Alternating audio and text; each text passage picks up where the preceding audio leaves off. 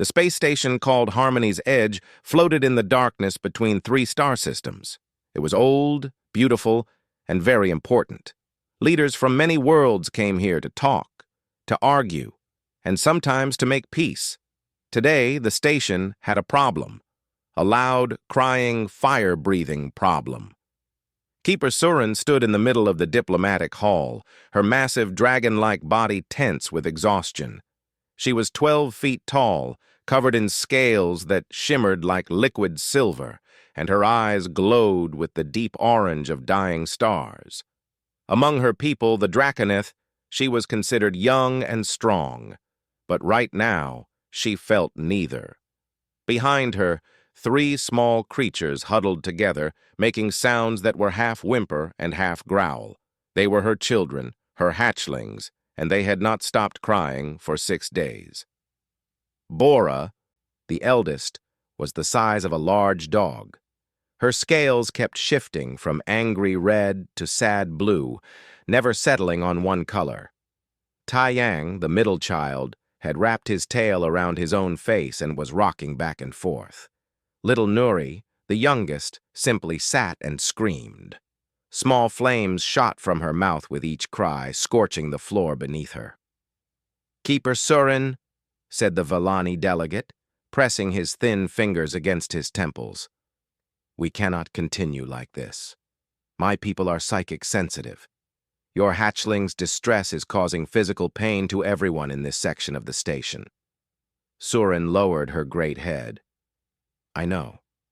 I am sorry. But I cannot leave them behind.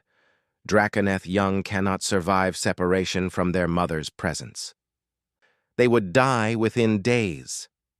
"Then perhaps you should return home," said another delegate, a creature made of living crystal.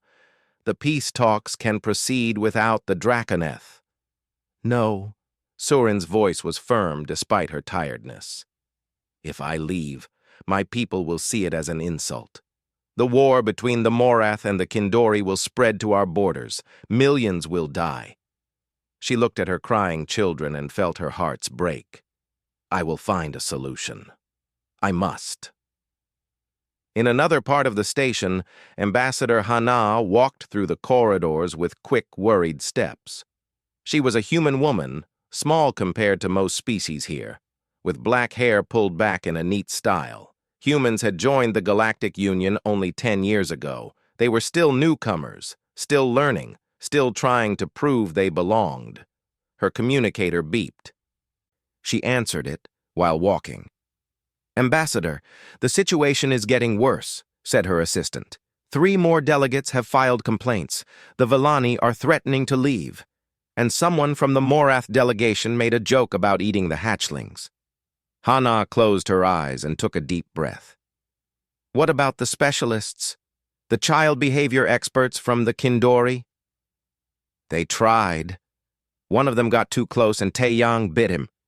Kindori blood does not come out of carpet easily." "The musical therapy from the Vellani?" Made the hatchlings cry louder. The sound specialist is now being treated for burned ear membranes. Hana stopped walking. She leaned against a wall and tried to think. This was supposed to be a simple diplomatic assignment. Help facilitate peace talks. Make humanity look good. Go home with a success. Instead, everything was falling apart because 3 baby dragons missed their home. She thought about her own daughter, Yuna. When Yuna was small and upset, Hana would hold her and sing old songs. She would read stories until Yuna's eyes grew heavy and sleep took the tears away. But Yuna was human. These were Draconeth, ancient, powerful, completely alien. Still, the thought stayed in her mind. That evening, Keeper Surin sat in the nursery room that had been set up for her children. The walls were scorched. The special toys brought from the Draconeth homeworld lay broken and ignored. Her hatchlings were finally quiet, but only because they were too tired to cry anymore. They lay in a pile, their small bodies rising and falling with troubled breath. An old Draconeth male named Dohun entered quietly. He was her family's servant, brought to help with the children. His scales were gray with age, and he moved slowly. "Keeper," he said softly, "I have served your family for 300 years. I have helped raise many hatchlings, but I have never seen the burning phase this bad." Surin did not look away from her children. "They feel my stress. They feel the wrongness of this place. Everything here is metal and cold light. There are no stars they recognize, no songs from the old mountains, no stories from the fire caves." Her voice cracked. "I am failing them, Dohun. You are doing your duty. For your people. For peace. What good is peace if I destroy my own children to achieve it?" Dohun had no answer. Across the station, Hana made a decision. It was probably a bad decision. It might end her career. But she was a mother before she was a diplomat, and she could not watch another mother suffer. She sent a message to Earth, to her sister, to the small house in Busan where her daughter Yuna was staying. "Send her to me," she said. "Send my daughter." Her sister's face on the screen was confused. "But the station is in crisis.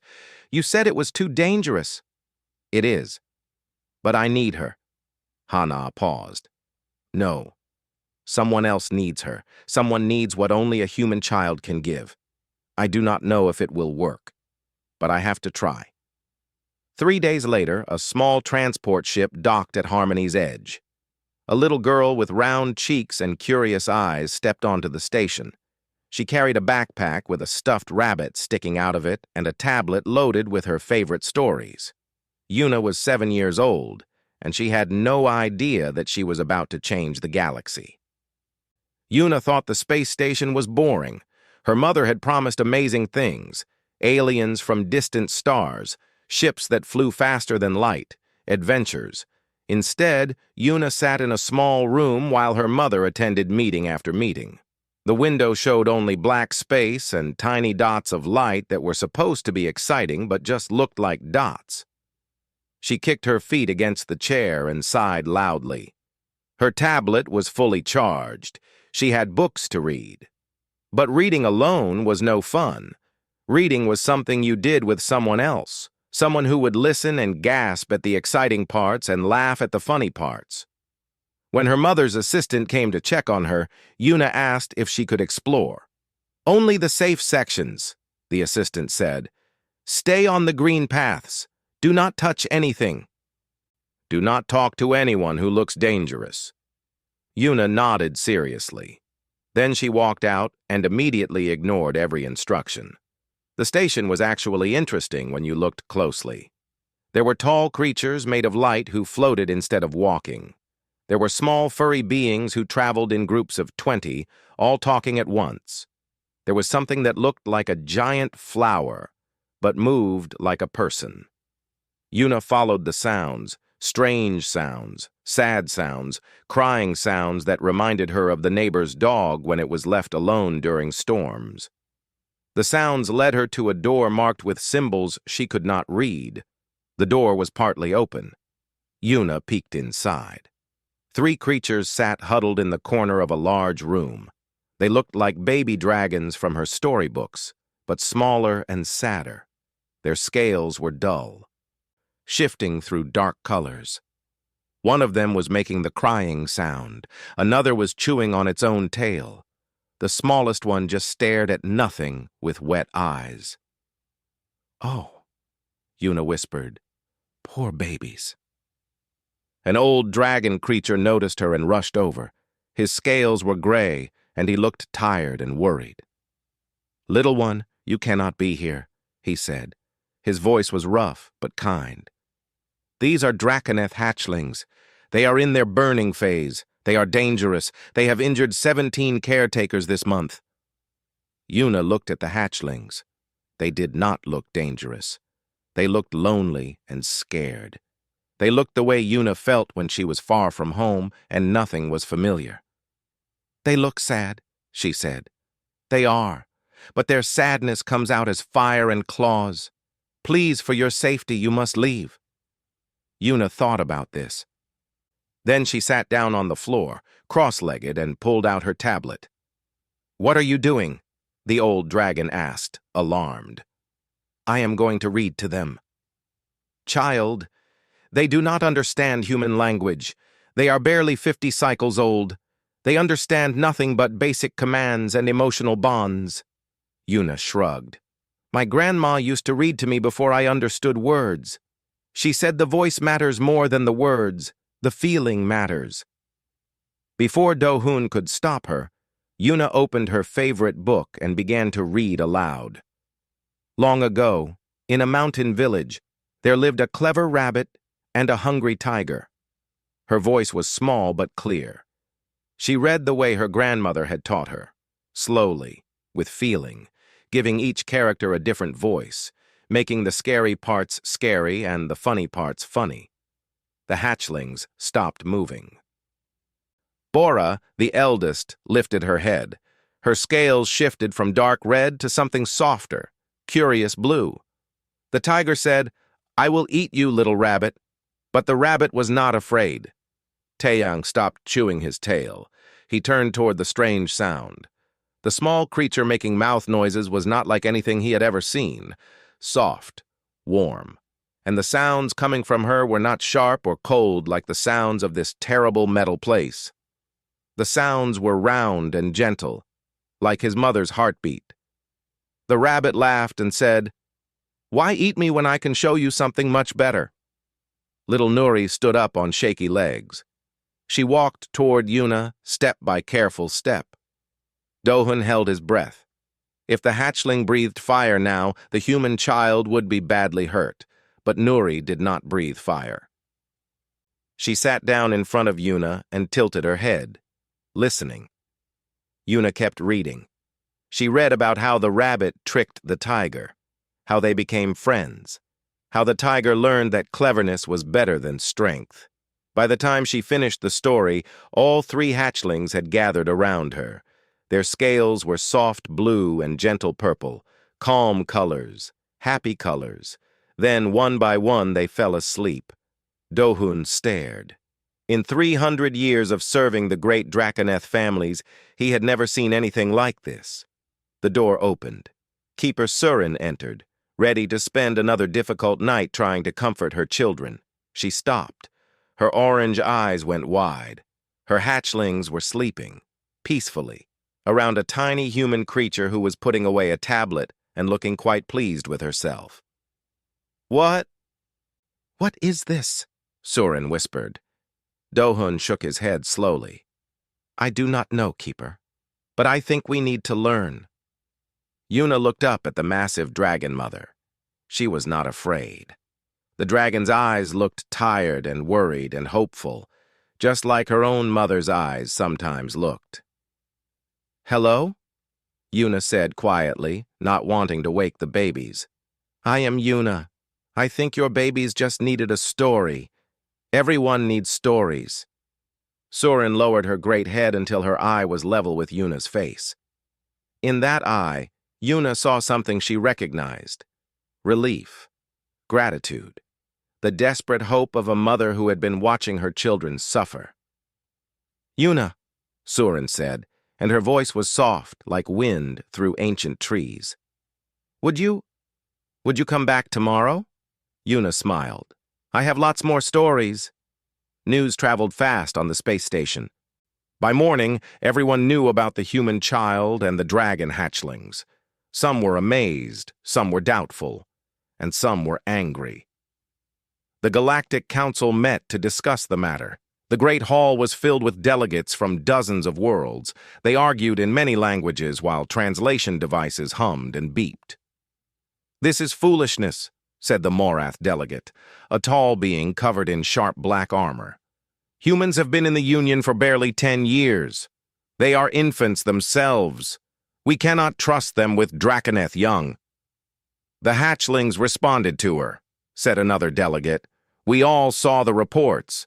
For the first time in weeks, they slept through the night."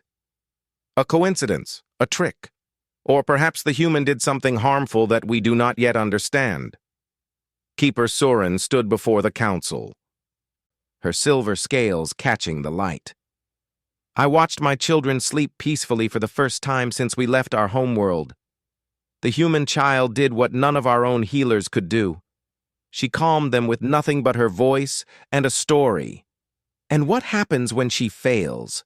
What happens when one of your hatchlings burns her? Humans are fragile. Their skin melts.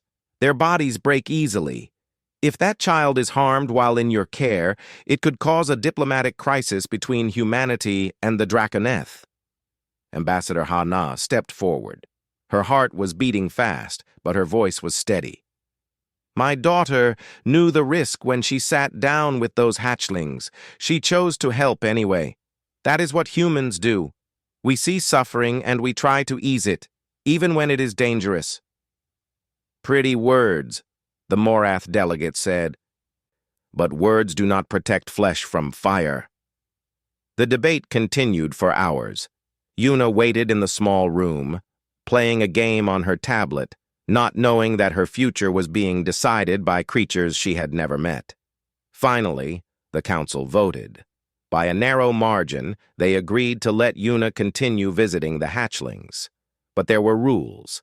She must be supervised at all times. She must wear protective clothing, and if any harm came to her, the arrangement would end immediately. Hana brought Yuna to the nursery that afternoon. She knelt before her daughter and held her hands. Yuna, you do not have to do this. These are alien creatures. They could hurt you without meaning to. No one will blame you if you want to stop. Yuna looked past her mother to where the three hatchlings were watching from across the room. Bora's tail was wagging slowly. Taiyang was holding something shiny in his claws. Little Nuri was making soft sounds that might have been calling her name. They need me, Mom, Yuna said simply. When someone needs you, you help. You taught me that. Hana's eyes filled with tears. She hugged her daughter tight. When did you become so brave? I learned from you. Days passed. Yuna came to the nursery every afternoon. She read stories about clever foxes and brave warriors. She read about children who made friends with monsters. She read fairy tales and folk tales, and sometimes she just made up stories on the spot. The hatchlings changed. Their scales became brighter. Their eyes became clearer. They started playing instead of just crying. Bora began trying to copy the sounds Yuna made. She would listen carefully to a word, then attempt to say it herself. Her first successful word was rabbit. It sounded like wabbit, with a growl at the end, but Yuna cheered and clapped, and Bora's scales flushed with pride. Taiyang became a collector. Every day, he brought Yuna gifts. A shiny button from someone's uniform. A crystal that had fallen from a chandelier.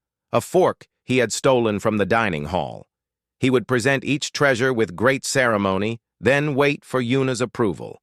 She always thanked him seriously, as if each stolen item was a precious gem. Nuri refused to sleep unless Yuna was present. She would curl up against Yuna's side, her small body warm but not burning, and listen to stories until her eyes closed. The nursemaids said they had never seen a Draconeth hatchling bond so quickly with anyone outside their family. Draconeth scientists came to study what was happening. They measured brain waves and emotional frequencies. They analyzed the sound of Yuna's voice and the rhythm of her words. What they discovered amazed them. Human storytelling was different from anything else in the galaxy. When humans told stories, they did not just make sounds. They felt the stories. They projected emotion, joy, fear, love, wonder. For psychic species like the young Draconeth, this was incredibly powerful. It was like being wrapped in a warm blanket of shared feeling. Other species tell stories with their minds, one scientist explained to the council. Humans tell stories with their hearts, and hearts, it seems, speak a universal language. But not everyone was happy about this discovery. In the shadows of the station, some beings watched and planned. They did not want humans to rise in importance. They did not want peace between the warring species, and they certainly did not want a human child to become a hero. One night, while Yuna slept in her mother's quarters, someone crept through the station's maintenance tunnels. Someone who knew how to bypass security. Someone who wanted to send a message. They found the nursery's environmental controls, and they turned off the heat. The cold came slowly at first. The hatchlings stirred in their sleep, pressing closer together. Their scales, which should have been warm, began to lose their glow. Draconeth were creatures of fire and heat. Cold was death to them. Nuri woke first. She tried to cry out, but her voice was weak.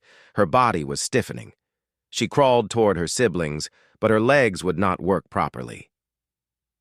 The temperature continued to drop. In her quarters, Yuna woke suddenly. She did not know why. Something felt wrong. A pulling feeling in her chest, like someone was calling her without words. She got out of bed and put on her shoes without thinking. Her body moved before her mind understood. The corridors were empty at this hour. Yuna walked fast, then ran. The pulling feeling grew stronger. When she reached the nursery, frost was forming on the door handle. She pushed the door open and gasped. Her breath made white clouds in the freezing air. The 3 hatchlings were huddled in the corner, their scales almost gray, barely moving. Yuna did not hesitate. She ran to them and wrapped her arms around all 3. They were so cold. Their bodies, which should have burned her, felt like ice. "Wake up," she said, her teeth chattering. "Please wake up. I am here. I am here." Bora opened her eyes slowly. They were dull and unfocused. She tried to speak, but could not. Yuna pulled off her jacket and wrapped it around Nuri, the smallest. She pressed her body against Taiyang, sharing what little warmth she had. Humans were not hot creatures, but they were warmer than this frozen room. She started talking, telling stories. Any story she could remember. Her voice shook from the cold. But she did not stop. Once there was a girl who loved dragons. She found 3 baby dragons in a cave, and they were lost and scared. But she was not afraid.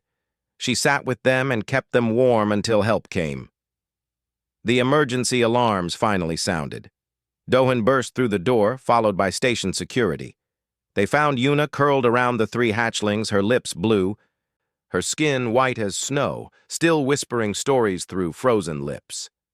The hatchlings were alive. Barely, but alive. Yuna collapsed as soon as the rescuers reached her. Her body temperature had dropped dangerously low. Humans could survive cold better than Draconeth, but not by much. She was rushed to the medical bay. Hana ran through the corridors, her heart breaking with every step. When she reached her daughter, Yuna was unconscious, wrapped in heating blankets, machines beeping around her. "She saved them," the doctor said. "If she had not arrived when she did, the hatchlings would have died, but she nearly killed herself doing it." Hana sat beside her daughter's bed and wept. In the nursery, now heated again, Keeper Surin held her children close. They were weak but recovering, and they were crying. Not from cold or fear this time. They were crying for Yuna. Nuri kept making sounds that sounded like Yuna, Yuna, Yuna. Taiyang had curled into a ball and would not move. Bora stared at the door, waiting for the small human to come through it. Surin's hearts burned with rage. Someone had tried to kill her children. Someone had nearly killed the human girl who had saved them. She went to the council chamber. Her voice shook the walls. "I have been patient," she roared. "I have followed your rules. I have submitted to your debates. But now someone has attacked my children. Someone has harmed the human who protected them. If you do not find who did this, I will tear this station apart to find them myself." The investigation was swift. Security footage showed a figure in maintenance clothing accessing the environmental controls. Analysis of access codes revealed the truth. 3 delegates from a minor species called the Vorn had planned the attack. They feared that human importance in the Union would threaten their own position. They thought killing the hatchlings would cause war between humans and Draconeth. They were arrested. They were sent away in chains. But the damage was done. 3 days passed. Yuna slowly recovered. Her body was warming again, but she was weak and tired. She slept most of the time. On the fourth day, she heard sounds outside her room. Strange sounds, familiar sounds, scraping and whimpering and determined little growls. The door opened. 3 small dragon hatchlings pushed their way inside, ignoring the protests of doctors and nurses. Bora carried a blanket in her mouth. Taiyang held a cup of warm soup in his claws, spilling most of it on the floor. Nuri simply climbed onto Yuna's bed and pressed against her side. "They refused to stay in the nursery," Keeper Surin said from the doorway. Her massive form barely fit through the door. "They wanted to help you, the way you helped them." Bora spread the blanket over Yuna carefully. Taiyang presented the mostly empty soup cup with great pride. Nuri began making soft humming sounds. It was singing, Yuna realized. Draconeth singing. The sound made her feel warm inside, like the hum was reaching into her chest and healing something there. "She is doing the healing song," Surin said, her voice soft with wonder. "Hatchlings do not learn that song until they are much older. Nuri must have picked it up from her father's memories in my mind." She paused. "She is singing it for you. Only for you." Yuna smiled weakly and put her hand on Nuri's head. The little dragon's scales were warm again. Then Taiyang spoke. His voice was rough and broken, struggling with sounds his mouth was not built for, but the words were clear. "Yuna Unni," he said. "Stay, please stay." Yuna's eyes filled with tears. She pulled all 3 hatchlings close, ignoring the pain in her tired body. "I am not going anywhere," she promised. "Never, ever." The peace talks were failing. 2 weeks of negotiations, and the Morath and the Kindori were no closer to agreement. Both sides had lost too much. Both sides wanted revenge more than peace. The delegates shouted at each other across the Great Hall while translators struggled to keep up with the insults. Keeper Surin watched from her seat, her children sleeping peacefully beside her. Yuna sat with them, recovered now but still tired. She did not understand all the complicated words the adults were using, but she understood the feeling in the room. Anger, fear, stubbornness. The same feelings she saw in children on the playground when fights started and no one wanted to back down. The head delegate from the Morath stood up. His black armor gleamed. "This is pointless. The Kindori killed my brother in the Battle of 7 Moons. I will never make peace with them." The Kindori delegate rose to match him. She was tall and thin, with skin like blue glass. "Your brother led the attack that destroyed our colony on Veth Minor. 3,000 children died. Do not speak to me of loss." "Then we have nothing more to discuss." The Morath delegate turned to leave. "Wait." The voice was small. Everyone turned. Yuna had stood up. Her face was pale from her recent sickness, but her eyes were determined. The 3 hatchlings were awake now, watching her with curious tilted heads. "The child speaks?" The Morath delegate's voice was mocking. "Is this a joke? Does humanity send babies to do their diplomacy?" "Please," Yuna said. "Can I tell a story?" Laughter echoed through the hall. Several delegates shook their heads. This was ridiculous. A human child, a story. What good could that possibly do? But Keeper Surin stood. Her massive body cast a shadow over half the hall. "You will listen to her," she said, and her voice was quiet thunder. "You will listen, or you will answer to me." Silence fell. No one wanted to anger a Draconeth mother. Yuna walked to the center of the hall. Her legs shook a little, but she kept walking. The hatchlings followed her, settling at her feet like they always did during story time. She took a deep breath and began. "Long ago, there were 2 brothers who lived on a farm. Their father was old and sick. Before he died, he divided his land between them, half for one brother, half for the other, but both brothers thought they deserved more." The Morath delegate crossed his arms. The Kindori delegate looked bored, but neither interrupted. "The first brother said, 'I am older. I should have more. The second brother said I worked harder, I deserve more. They argued and argued. Then they started to fight. As Yuna spoke, something strange happened. The hatchlings' scales began to shift colors. Soft purples and blues rippled across their bodies. For species that were psychic sensitive, it was like watching emotions become visible. The feelings in the story were being broadcast through the hatchlings' developing minds. The Villani delegate straightened in her seat. She could feel the story, not just hear it, feel it. The brothers fought and fought. They burned each other's crops. They poisoned each other's wells. They tore down each other's houses. Every time one brother hurt the other brother hurt him back, worse than before. The colors on the hatchling's scales darkened. Angry red, painful orange. Several delegates shifted uncomfortably. They were feeling the pain of the story as if it were their own. Years passed. The brothers grew old. Their children grew up learning only hate. The beautiful farm became a wasteland. Nothing grew there anymore. The land their father had loved, the land he had worked his whole life to build, was dead. Nuri made a soft, sad sound. Her scales were deep blue now. Through her, the delegates felt grief. Real grief. Loss that went beyond words. One day, the first brother sat in the ashes of what used to be his home. He was alone.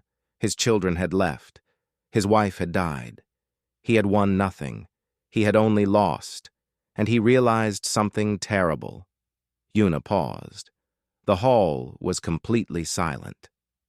He realized that his brother was sitting in his own ashes, just as alone, just as broken. They had both won nothing.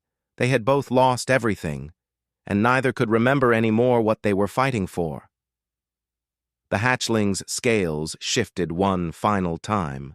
Soft gold, warm amber, hope, forgiveness. The feeling spread through the room like sunlight after a long winter. The brother walked to his brother's ruins. They looked at each other. They were old men now, tired, alone. One of them said, "I do not remember why we started fighting." The other said, "I do not either." They did not hug. They did not cry. But they sat together in the ashes. And for the first time in 50 years, they were not enemies. Yuna looked up at the delegates. Her voice was quiet but clear. The story does not have a happy ending. The farm never grew again. The family never came back together. Some things once broken cannot be fixed, but the brothers stopped fighting. That was not everything, but it was something. Sometimes something is enough. She walked back to her seat. The hatchlings followed, their scales slowly returning to normal. The room remained silent for a long moment. Then the Morath delegate spoke. His voice was rough, different. "My brother." His name was Keth. He was brave. Stupid sometimes, but brave. The Kindori delegate looked at him. Her eyes were wet, though her species did not cry. "The children on Veth Minor, we named the colony after them. After hope. We called it New Beginning." Neither said they were sorry. Neither forgave. But something had changed. The wall between them had cracked, just a little. The peace treaty was signed 3 days later. It was not perfect. It would take years of work. But the war was over. 6 months later, Yuna stood on an observation deck, watching a Draconeth ship prepare to leave. Keeper Surin and her hatchlings were going home. The burning phase was over. The hatchlings were healthy and strong. Bora could speak 50 Korean words now. Taeyang had stopped stealing things, mostly. Nuri still sang the healing song whenever anyone was sad. Surin knelt before Yuna, her massive head level with the small human girl. In her claws, she held a crystal that glowed with inner fire. "This is a memory crystal," Surin said. "Inside it is every story you ever told my children, every word, every feeling. It will last forever. 1,000 years from now, young Draconeth will hear your stories and feel your heart." Yuna took the crystal carefully. It was warm in her hands. "Thank you for everything," she whispered.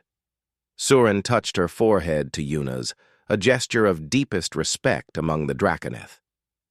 "You taught my children that the universe is full of wonder," Surin said. "You taught me that the smallest beings can carry the largest hearts. You taught the galaxy that humans are not just clever or strong. You are something more. You are storytellers, and stories, little one, are the most powerful things in existence." The hatchlings gathered around Yuna one last time. They did not want to leave, but they knew they would see her again. The galaxy was smaller now.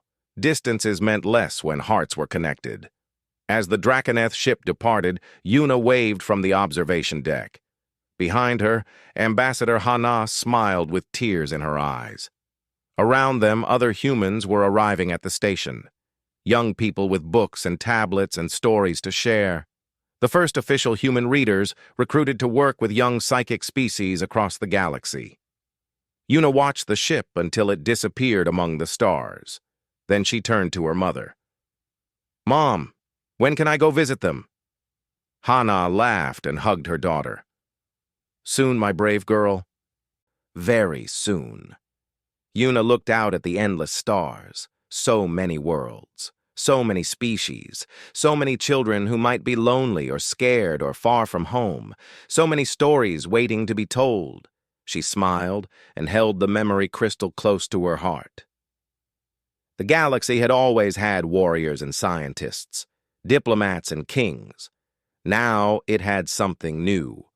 Something it had never known it needed until a small human girl sat down with 3 crying dragon babies and opened a book. Now it had storytellers, and that made all the difference.